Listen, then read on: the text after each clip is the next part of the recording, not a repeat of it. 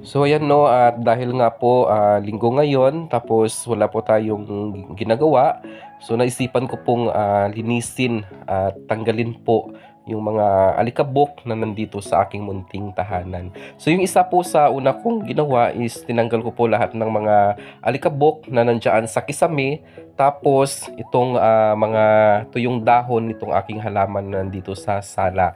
So pinagtatanggal ko po 'yan kasi, medyo marami na pong lamok at panahon nga po ngayon ng, lamok kasi po, umuulan na. So akin na po silang, pinagtatanggal, pati na rin yung mga iba pang parts nitong halaman na nandito sa, sala. So ngayon lang po ako ulit nagkaroon ng time na linisin itong aking, tahanan at kasi nga po, medyo busy po tayo from the previous months. Hindi na po natin ito na, masyadong nalinisan. So walis-walis lang tapos, ah, kaunting linis. Yun lang po yung aking, pinagagawa nung mga nakaraang buwan. So ngayon, nagkaroon po tayo ng time at ito nga whole day nga po tayo dito sa bahay. So akin nga po itong, napag-isipan na linisin itong, buong kabahayan. So yung isa doon 'no, yung pagtatanggal nga po ng mga alikabok, tapos at pagpupunas po ng mga estante. So gaya po niyan 'no, pinunasan ko po yung mga nakalagay na mga glass diyaan sa estante. Kasi medyo marami na talaga yung alikabok gawa nga nung summer 'no, talagang malikabok kasi, katapat ko lang po yung kalsada.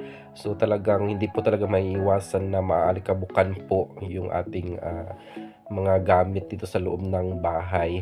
So after ko nga po nito na, linisin at ayusin yung, diyan sa estante, so akin din pong, pinagtatanggal at pinagtatapon na po itong mga dahon na aking tinanggal diyaan sa bulaklak. So after nga nitong, pagtatanggal ng mga kalat or mga dahon na aking nilaglag diyan sa baba, so patuloy po ako sa paglilinis, hindi lang po dito sa sala, pati na rin po sa, buong, bahay po. Akin po itong nilinis. So kasi po, kailangan na talaga natin itong linisin at ayun nga, marami nga talagang, alikabok. So sa kalat naman po, hindi naman po masyadong makalat itong aking bahay kasi mag-isa lang po ako dito at wala namang tao na kumakalat dito kundi ako lang at hindi ko naman po yun gawain yung magkalat ng mga kung ano-anong mga bagay sa loob po ng bahay. So ito po yung, talagang hindi ko lang nagagawa is yung paglilinis at pagtatanggal po ng mga agyo at mga alikabok kasi napaka-busy po natin from the previous months. So nagkaroon po tayo nitong time ngayong Sunday. At ito nga, dahil nakapagpahinga naman ako kaninang buong maghapon, so ngayong gabi ko po ito ginawa para po hindi masyadong mainit. At after nga po nun dun sa may sala, so tinanggal ko na rin dito yung mga alikabok dito sa, dining area.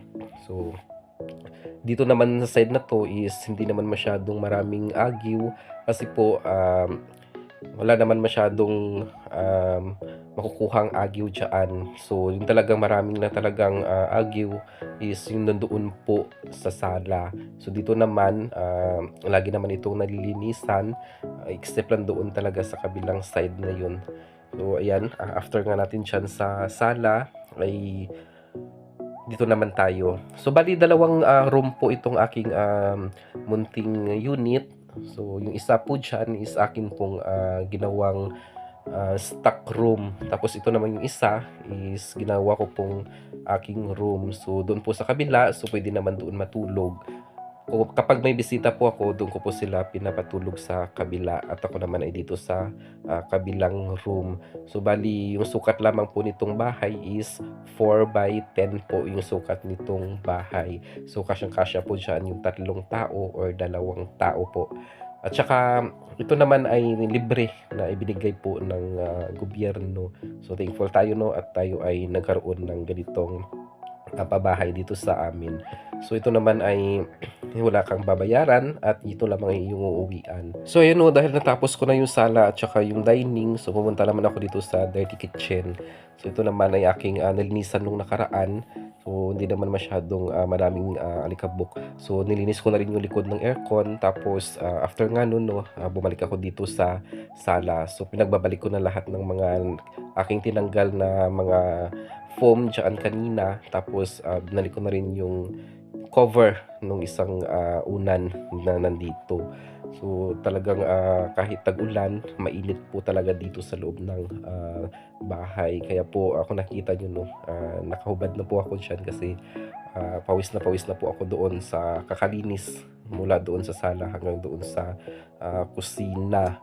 So, ayan po 'no, kapag tayo ay may time, so kailangan na talaga nating, mag-focus or kailangan nating maglinis din minsan sa ating, tahanan kasi yung tahanan po, yun po yung ating isa sa ating, pinaka the best place 'no. So dito natin, ginagawa yung, pagpapahinga kaya dapat, maintain po yung paglilinis ng ating mga, tahanan.